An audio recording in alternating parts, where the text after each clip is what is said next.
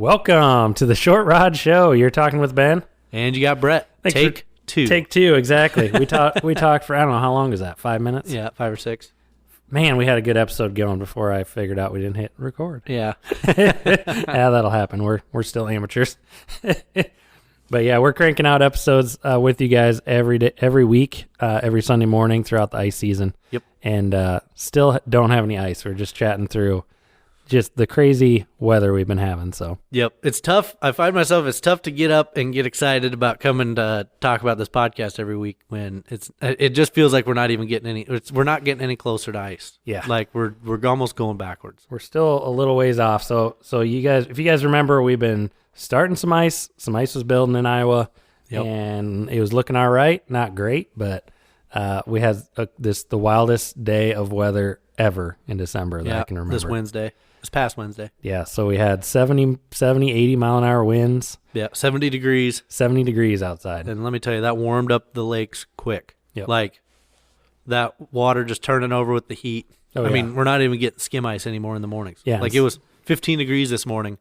Not even these little ponds in town had skim ice on them. Mm-hmm. Yeah, it just the craziest kind of weather. So Yep. Your trampoline survived. Yep, trampoline survived. I had it log chained to our deck just so it wouldn't blow away. Had to batten down the hatches over here too. Yeah. Some Did you guys lose anything? No, Any some damage? people around town lost shingles and siding. Yeah. And, trees. I didn't see anything that was real harsh here in Des Moines anyways. Now if you work kind of northwest, it got a little worse. But Yep, like 21 tornadoes they were saying were confirmed in Iowa that night. Yep.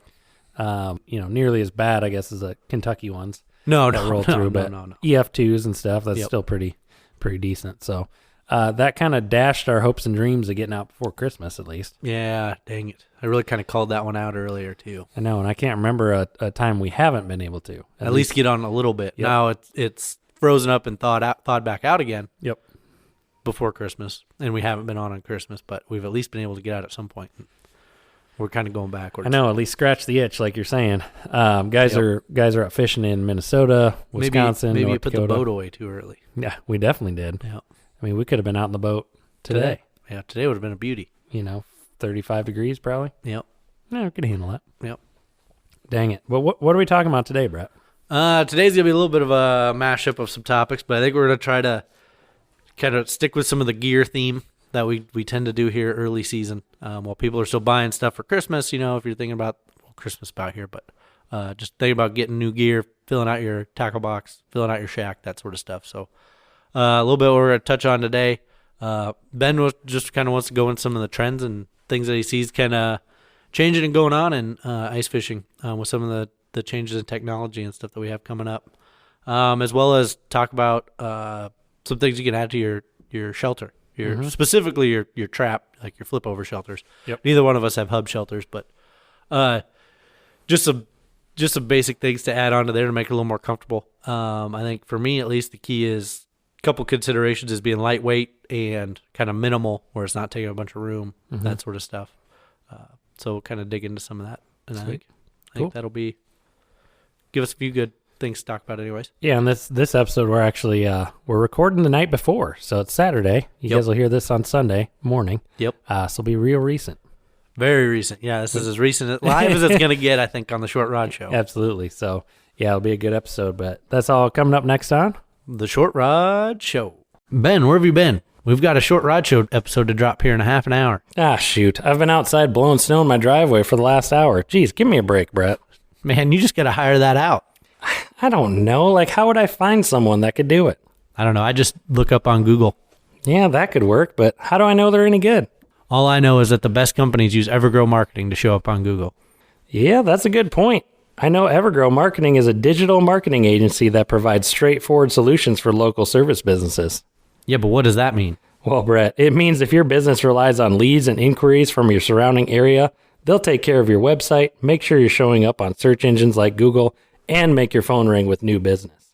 They've worked with landscaping and lawn care companies, roofing contractors, car dealers, hospitals, banks and credit unions, and more. If you own or work for a business that could use a little help with the digital side of your marketing, check them out over at evergrowmarketing.com.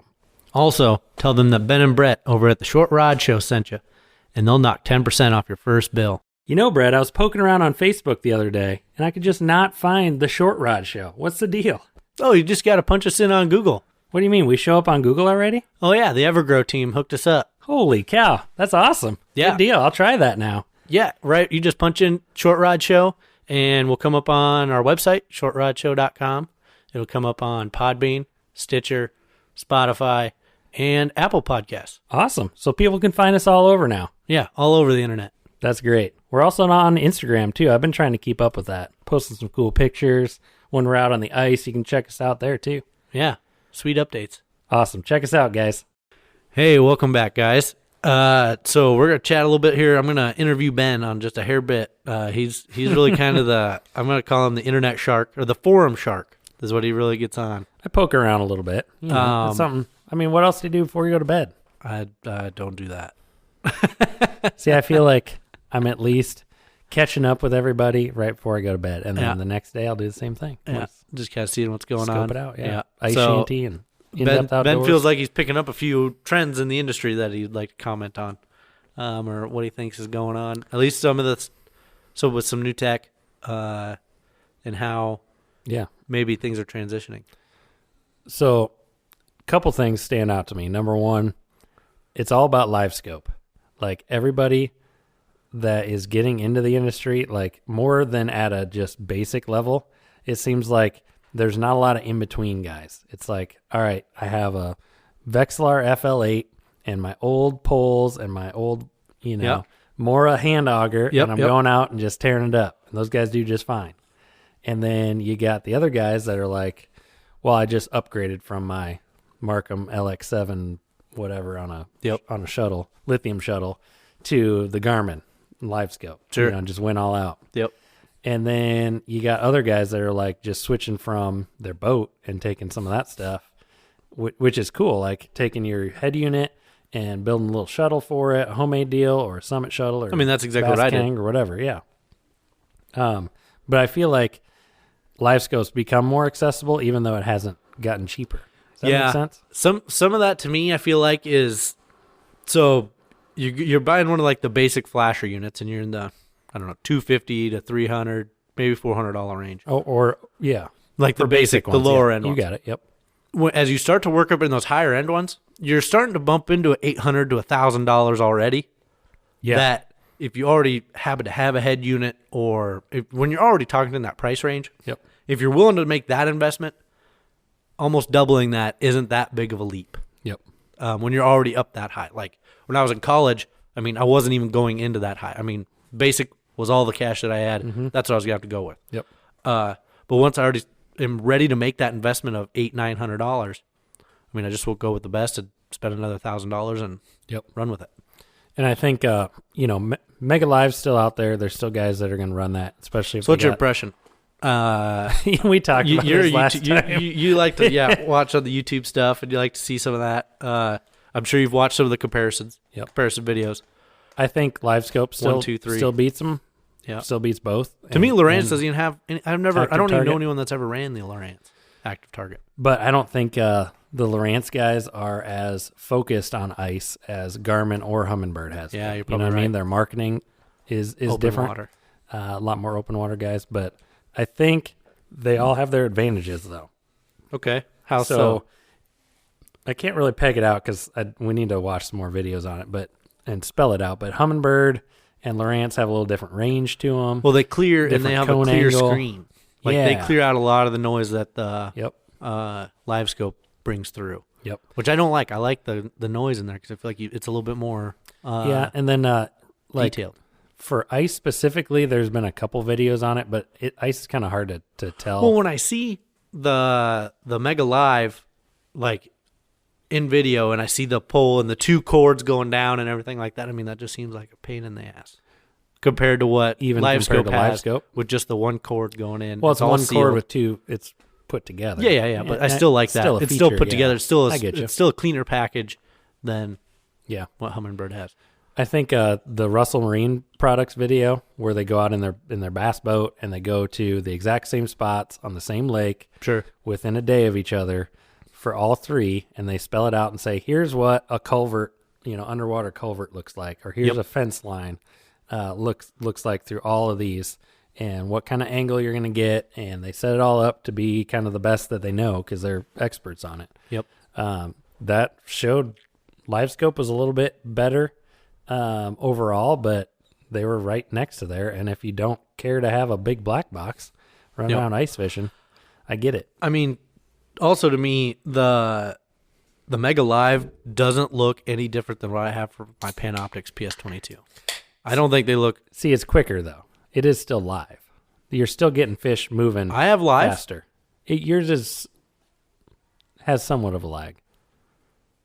I don't think without you having first-hand experience with Mega Live to be that you can say that.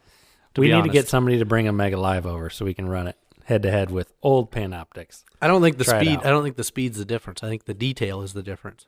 Like that Mega Live, I feel like all you look when you see fish come up, because I've been watching like Nick Linder. He's been doing this series where he goes out fishing every day and he runs a Mega Live, and it's almost just a big commercial. But either way, I mean, all I see is just a blob of this fish coming at me. Yep.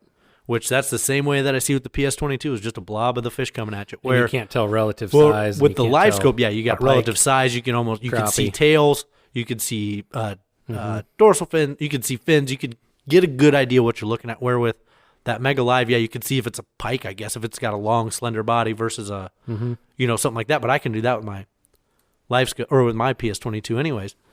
I'd be curious to see what it looks like if you're looking at like a crib. Because with the LiveScope, you can see inside that crib and you can see fish moving around in there. Where with my PS22, it just looks like a blob, but you can see blobs moving inside of there. You can tell that there's something in there. You just don't know what you're looking at exactly. Gotcha.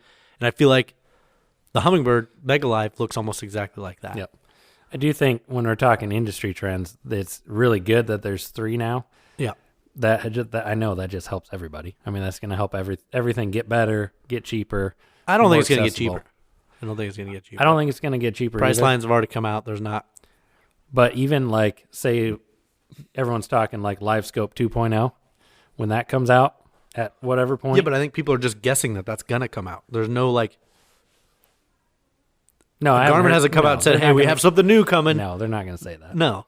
But when that happens, it's going to be probably at the same price point, is what I'm saying. I bet it'll be more right now. You think it'd be more? Oh yeah. Because you're already talking, like, anytime that leading edge tech comes out, it's always going to be at a new, higher price point.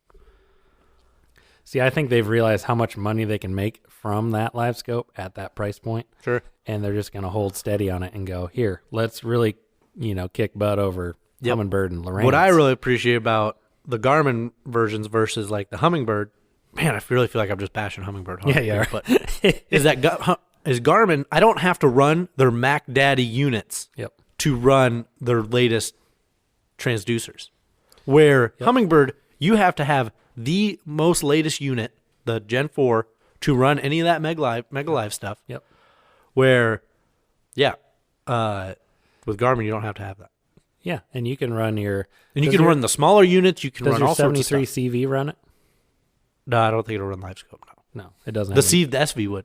Doesn't have a network port? No. Okay. I don't think so. I haven't really looked too deeply into it. I'm very happy with my PS22, to be honest. But yep. The 73 SV, $500 unit, something like that. Yeah. Where bare minimum with the Humminbird, you have to buy like $1,000 unit for that to even be pulled up, be possible. So speaking of that, the Humminbird bundle with the Norx battery. Did you watch the teardown video on? No, I haven't. On the ISO Power channel. Yeah, interesting. Maybe we'll talk about that next time. Sure. But if you guys haven't followed that series, I've been watching that religiously. Going to who it is, what is it? Well, it's ISO Power YouTube channel. The guy's an electronics technician. He's affiliated in some way with Amped, basically because he uses their batteries in their ISO Power boxes. Yep. But he'll just tear down whatever battery people comment in there. And he's done most of them so far. The Vexilar battery, the Markham, the Norsk, a couple different amped ones. Sure. Cheap Chinese, $60 knockoff battery, all that stuff. And then just test them out and was like, hey, this one's cool. This one sucks, whatever. Ionic had their battery on there. Never heard of that. And it's not really marketed towards ice fishermen, but it's Bluetooth. That's their big deal. Like you can Bluetooth. Check it on your app. It'll show you how much charge, temperature, what, blah, blah, blah, all this stuff. And I don't think they're using new battery cells in it. That's what he was They're buying used battery cells put in there? Yep. Oh, geez. Yeah, called grade B cheap. cells. Must be well, super no, cheap. they're about the same amount of money. It's Jeez. Yeah. So that's the kind of stuff you don't really find until you until you dig in on that. It's so getting to be... They're buying cells that were rated higher, Yep. but then rating their battery lower and saying it's a 10 amp hour, whatever, 12, and it's using like 16 amp hour cells, but they're old. Oh, geez. That kind of deal. So if you guys haven't checked that out or you're curious on batteries, he's got something, something to say that. on What YouTube channel is that? Ice Hole Power. Ice Hole Power. And he's got something to say about every battery. So it's not just a slam dunk. Every one of them's good or amp beats everybody and everything else sucks. Yeah. He's got something to say about all of them. I think if you're looking into lithium batteries, because especially now, I mean, the market's flooded. You saw that at St. Paul. I mean, oh, yeah. Everybody on every That's the name corner of the of game. every aisle was selling something with lithium batteries in it. Yep. So that might be something really good to check out. See, Yep. Make sure you're getting your money's worth when you go to buy something. Yep. Absolutely. And that's what was interesting. So like even the cheap Chinese battery was not bad. No, they're not that bad. It was like a 6 amp hour. Yeah. That's probably it's still better than a lead acid battery. Yep. And I've it's even still gonna seen probably last a like lot the longer. knockoff DeWalt Chinese batteries. Yeah, sure they're not like so like you buy like a 6 amp DeWalt battery. The equivalent 6 amp Chinese one might be more like a 5 amp one, but they're still pretty good for as cheap as they are. Absolutely. They work very well. Like what's his name? Project Farm did it. Oh, he yeah. ran those. And he said the exact same thing. He's like, Yep. you know what? For the money, these are very good. Yep. Now they're not as good as the name brand batteries. Yep. But yeah, price equivalent, they're better. Yep, absolutely. And that's what's interesting about it. So like that the Norse battery that he tested out, that's lithium ion. That's not lithium iron phosphate. Oh, And really? And so that is not as Cold much, hardy.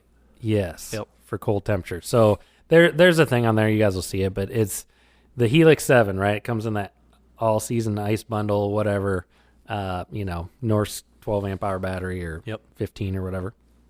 And with that, the range of the Helix, they don't recommend you take your Helix anything under 10.7 volts. Well, that Norse battery starts at like 12.8, 12.7 Gets ohm, cold quick. and then goes down from there. So if you're running that kind of capacity, you're not getting your full I was going to say, capacity mine off. starts at like, at least the lead acid from last year when I would see that, it started at like 14. Yeah, yep. Yeah. So this only uses like 3 cells versus 4 in a lithium iron phosphate. Really? Yeah. It's just really interesting. So I think basically at least my knowledge of it is the lithium ion, maybe you'll get more power out of it. Yep. But yeah, it's not as cold hardy, so it'll drain faster maybe. Yeah, and we've run into that with DeWalt batteries. Yep. If you're not keeping them warm, it's downhill pretty quick. They in the brushless drill that's electronically controlled, they'll just cut off. Well, And they that's won't more let on it the spin. brushless. That's more on the drill end, right? Well, the drill can, if it's not getting enough juice from the battery, Yeah, it'll just yeah, go, yeah, okay, This ain't gonna can't work. run. Yep. Versus you had a brush drill, it'd probably just spin slow or not have. Yeah, any mine power. just runs. Mine's brushed. People say you can't use brush drills, but mine's brushed and it still runs. No, yeah, make it work. Well, mine was the Mac Daddy drill back in its day. Yep, Before they came out with the brushless stuff. the old 18 volt. Yeah, yeah. No, mine's 20 still, but it's one of the first gens 20. Those old DeWalt 18 volt drills. They still make batteries for them. Oh yeah, my dad's got one. And then you can get that adapter to run He them off runs the 20 volts. adapter. Yeah, Yeah, he's and got they'll the just adapters. freaking go forever. Yep. It's amazing. He runs the adapters on them. Man, that's funny. So those are kind of the two trends that I wanted to talk about. Was lithium is definitely kind of driving the whole It's gonna take over everything. spur of ice gear and making things Get better. rid of all gas. Yep. Get rid of At least all gas-powered these small stuff. engines and stuff. Yep. Yep. And then just as in powering electronics or, we're talking like ice camping too. You can have a pretty legit battery, take a 30 amp That'll amped last hour, you or a amped outdoors whole battery weekend. with you, and you can charge your phone. You can, Lights. I don't know, run a whatever off it. Yeah. Now I just need something big enough to run like a toaster. So I can DeWalt power station. We can do Ooh, that. yeah, there you go. Easy.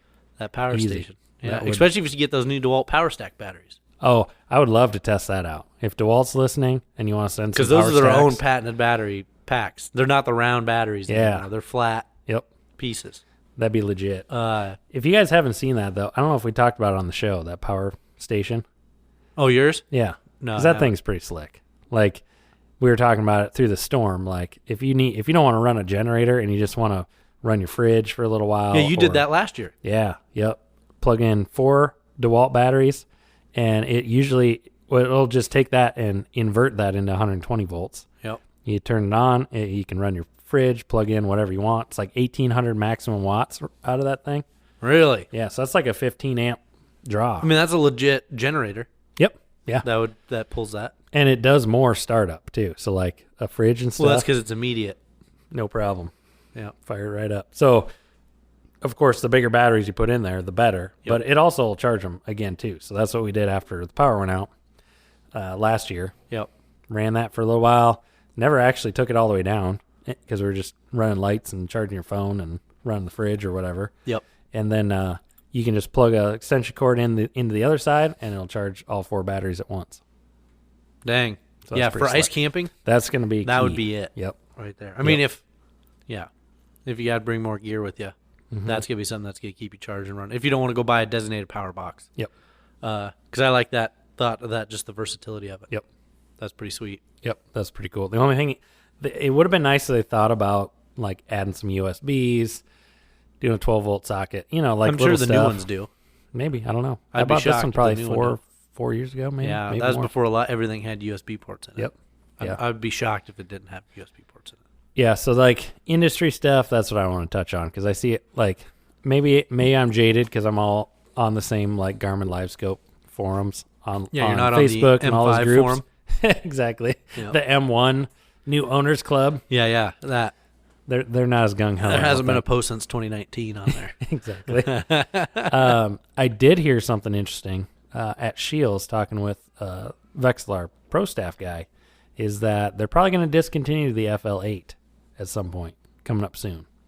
Yeah, that'd be a bummer. So, and I was actually looking at the product guide from Vexlar. That sucker came out in 1989. The Yep. FL8 was like the first open water ice, whatever you want to use it for, Yep. kind of flasher. Yep. Dang.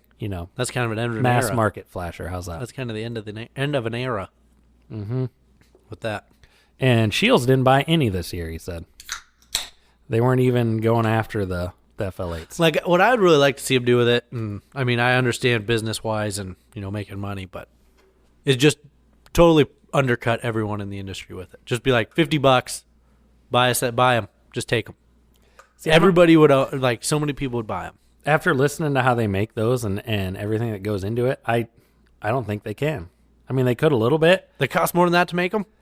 No, not more than that. But I'm just saying they're not cheap units. They're not cheap to build. No, I don't think they are. He was talking about they either build them in Japan, the head units and transducers get built in Japan. Okay. They bring them over here and they tune each unit to the transducer. What? Yep. Jeez. Yep. They tune up each one to make it match and work the best. And geez, I mean, for how they last, They'll I don't last know. forever. Yeah, I think they are pretty solid units. Yeah. So there probably isn't a whole lot of wiggle room there. But Interesting. I mean, I'm sure there's some. But Yeah. whatever their markup is. But yeah, so that's kind of interesting.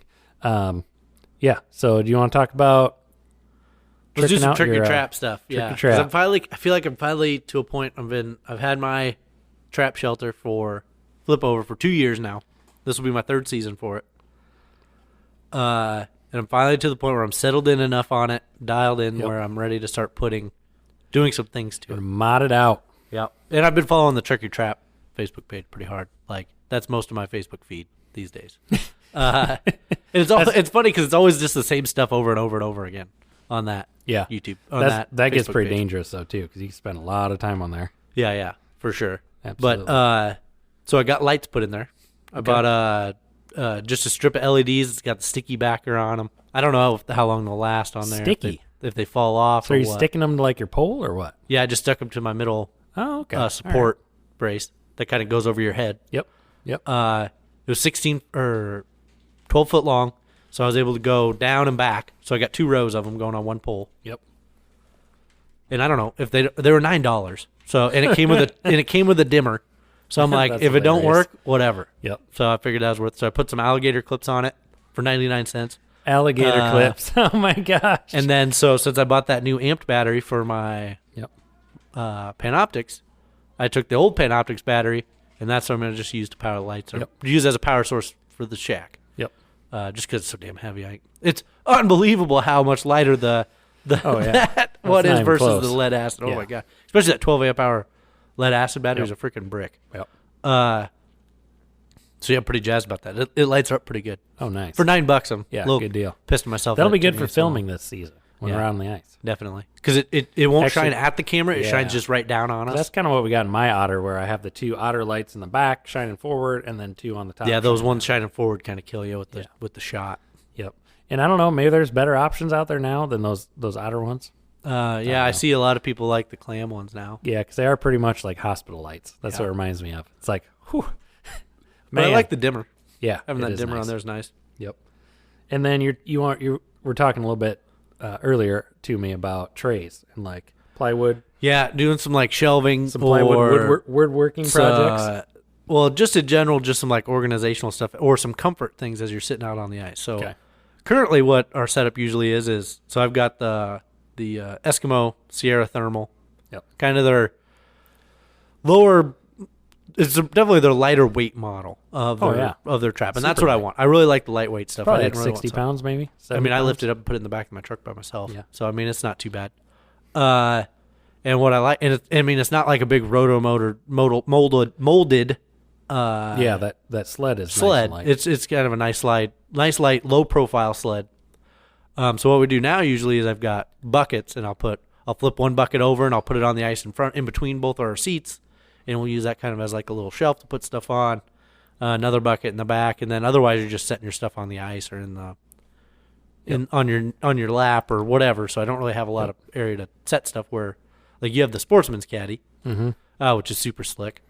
Yeah, they have a new model out this year that's just like an open frame caddy where it's just like cup holders and then 2 little bins you can put stuff in. Oh yeah, So it's the same way. I mean, that's kind of cool too, Nice. but I keep a lot of stuff in there. And like even little stuff, it's nice just slap it in there, flip the latches down, good to go. for sure. But so I guess my thought this year is to get something a little bit more purpose built as kind of like that center console in between our 2 chairs, because it's not a lot of space between those 2 chairs. Yep. But there's definitely some space there. Maybe we could do like cup holders or something like that. Yep.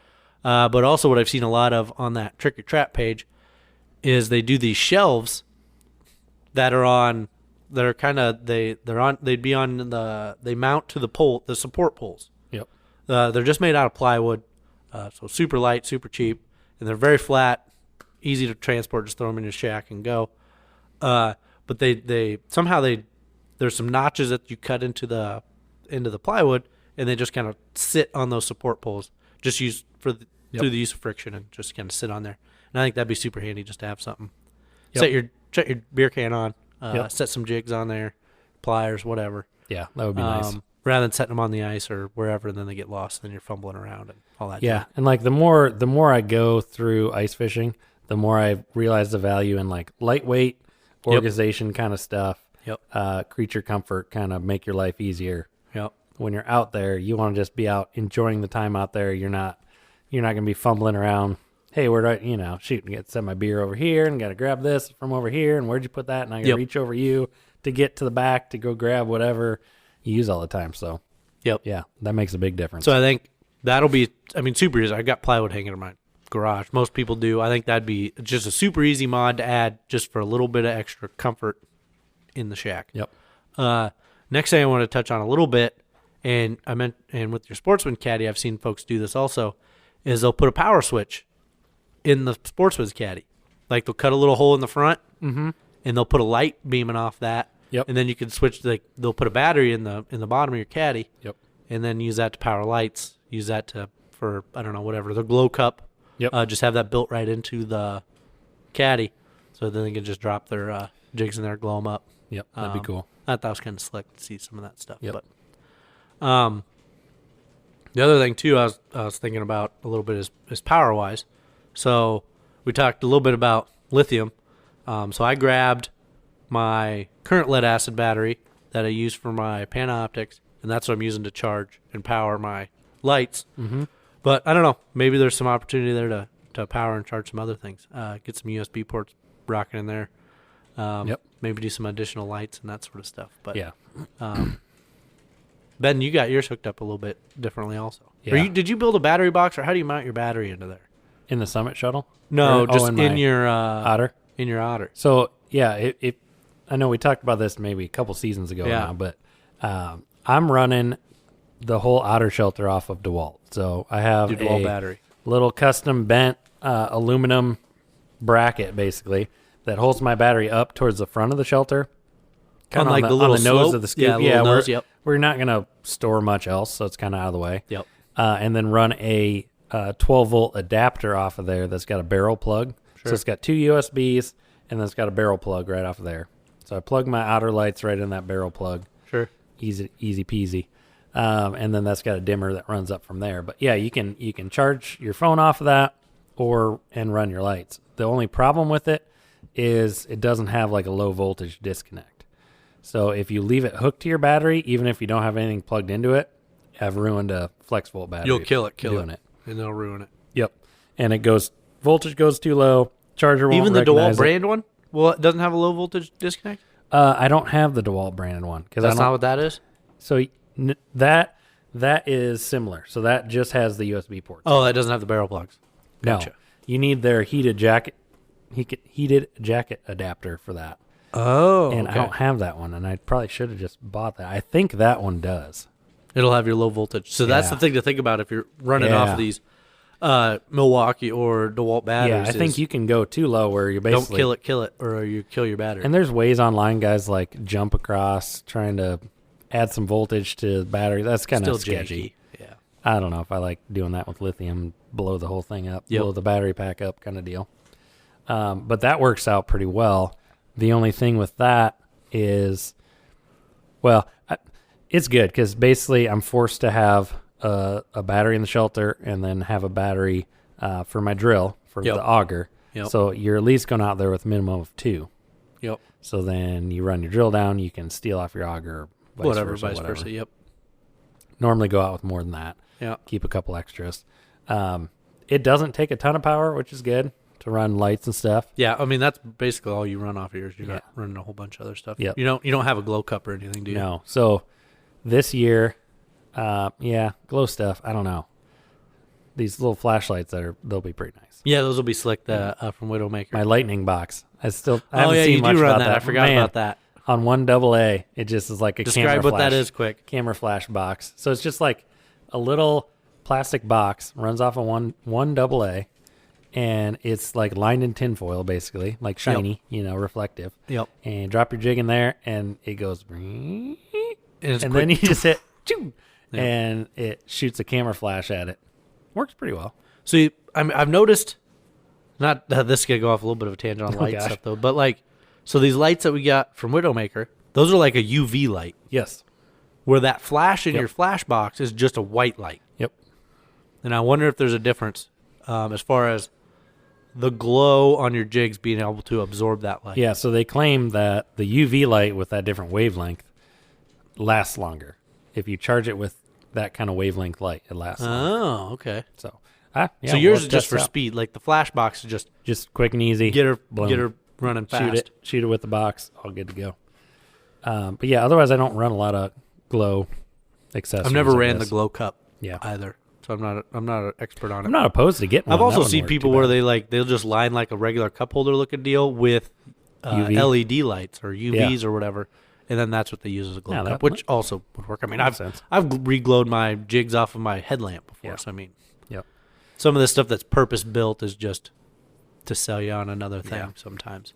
So on the topic of DeWalt, so one of our listeners was ribbing me a little bit on last year talking about the diesel heater and then not getting it for this year.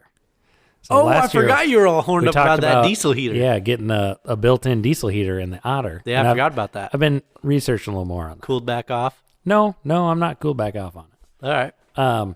The only thing, I haven't been able to figure out any specs on what you can draw from a DeWalt battery, like max. Sure. Because the issue with those diesel heaters is that, they're built for cars and trucks. So they're running off a, big lead acid 12-volt battery, whatever, pull as many amps as you Yeah, want. they're pulling pile, yep. When they do their startup, that glow pin runs like 12 amps. Oh. So you got to have enough juice right at the start. Right at the and then start. when it's running, it doesn't, you're just It's no running big deal, a fan. but it's just that startup. The startup, run the glow pin takes a lot. And then the cool off, they fire up the glow pin too, so it can burn off all the rest, if there's something left in there, like an afterburn kind of deal.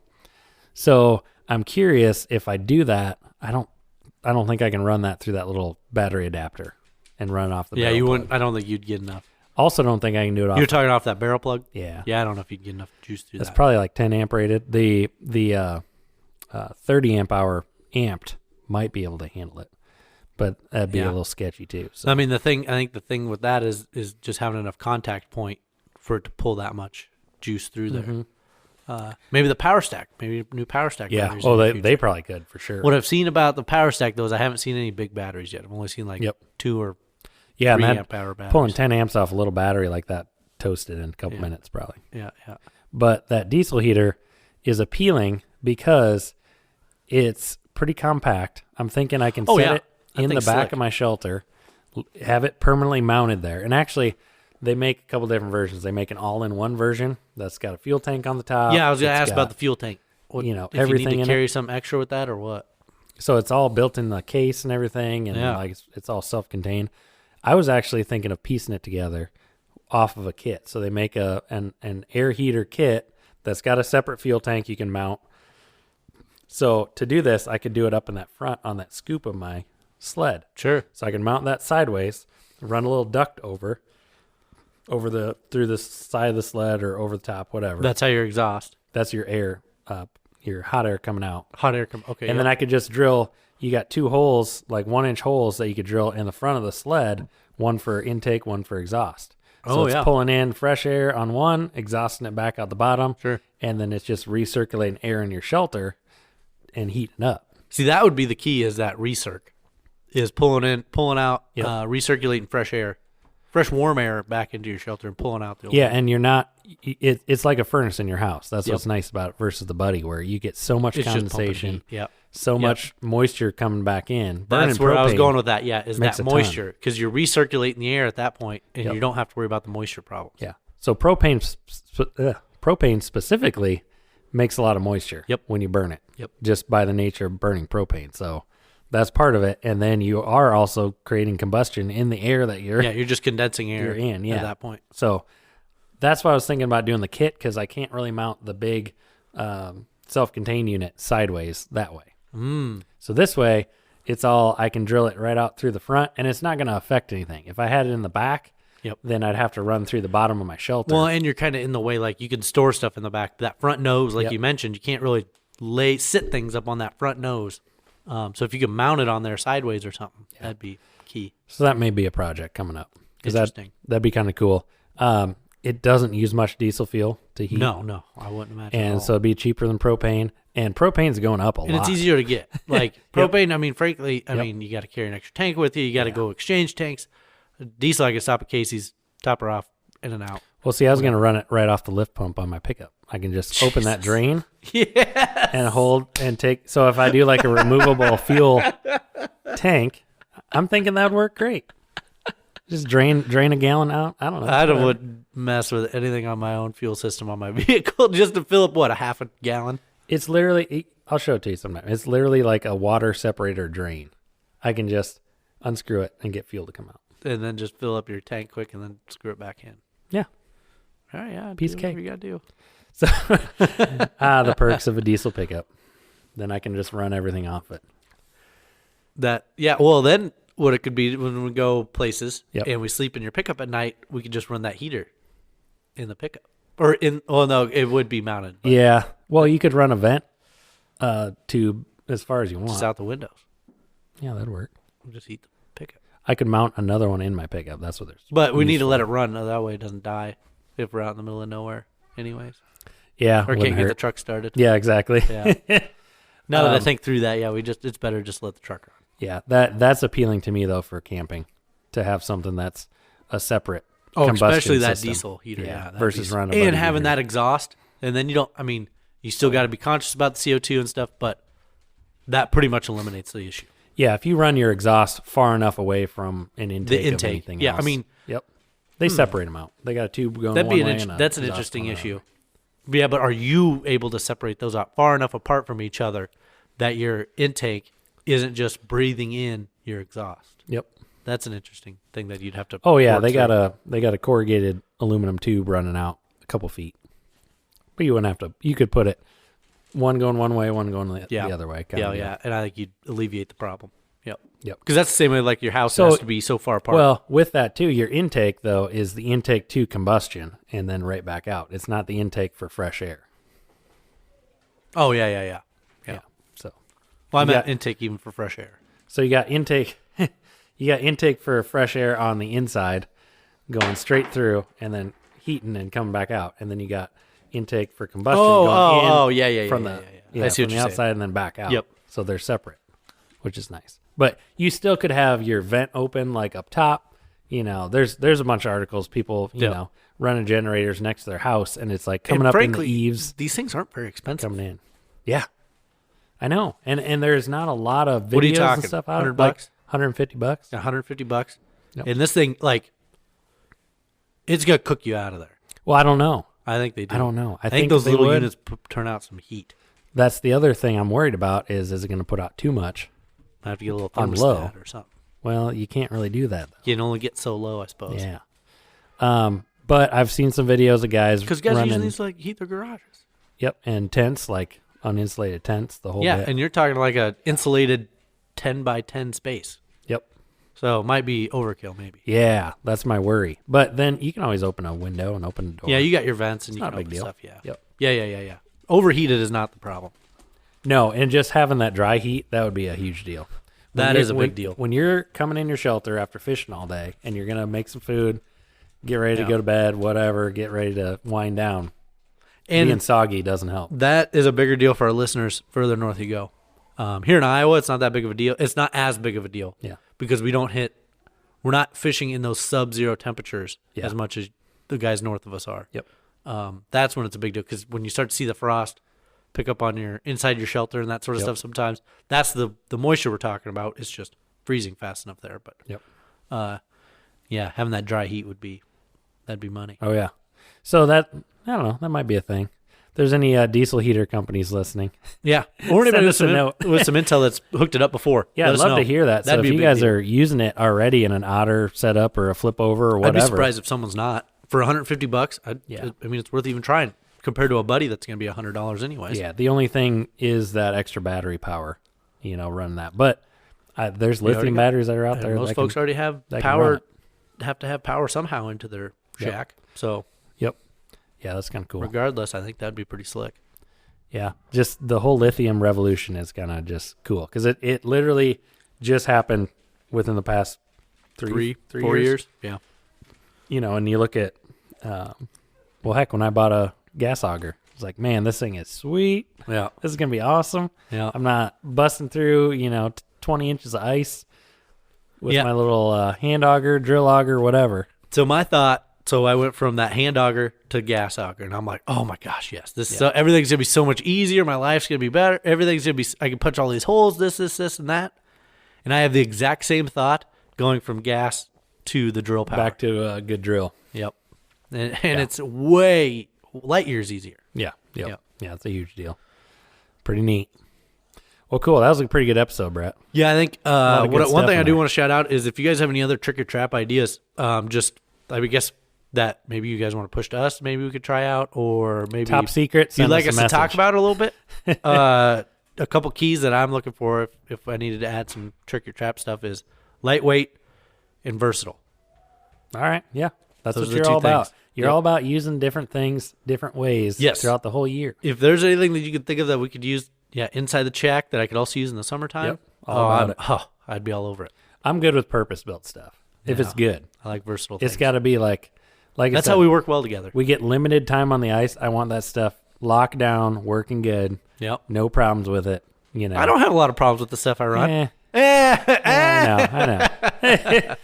I remember one time when you tried to use my Hummingbird when I had that. Yep. The 698. 698, yeah. And you're like, dude, I can't see anything on that. I know. It's like, yeah, just not quite. It's just different. Yeah, stuff like that. So that's cool. We're about different stuff. That's how we work. I think that's fine. what makes our podcast good. Is that we a lot of times we just have two completely different mindsets on things. Yep. And we like hearing from you guys on that stuff. Like I said, the diesel thing, I'm really intrigued by it just because it's another option. So there's limited amounts of heat options for us guys on the ice. It's another a very option. lightweight option. Yeah, it is. How much ballpark? Have you seen how much I don't know. a unit weighs without fuel in it? Can't weigh much. A couple pounds probably. Yeah, They're very small. It's just units. a little aluminum block inside there. Is most weight. So, and then 2 liters of fuel.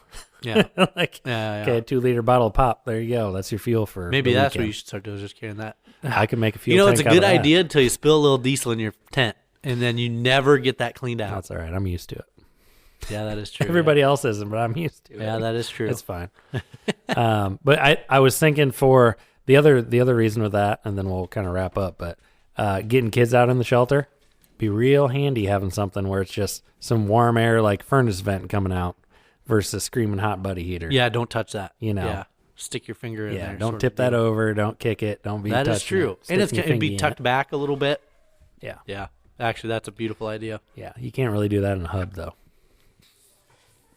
No, but I think maybe we can rig something up. Yeah, you could set it outside. That self-contained one. Yep. They've showed guys doing intent setting that whole unit outside, run a vent right in through the window. Just blowing in the heat. Yeah.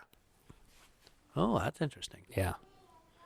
But then you got outside air mixing. You got to reheat cold air all the time. Yeah, but it doesn't matter.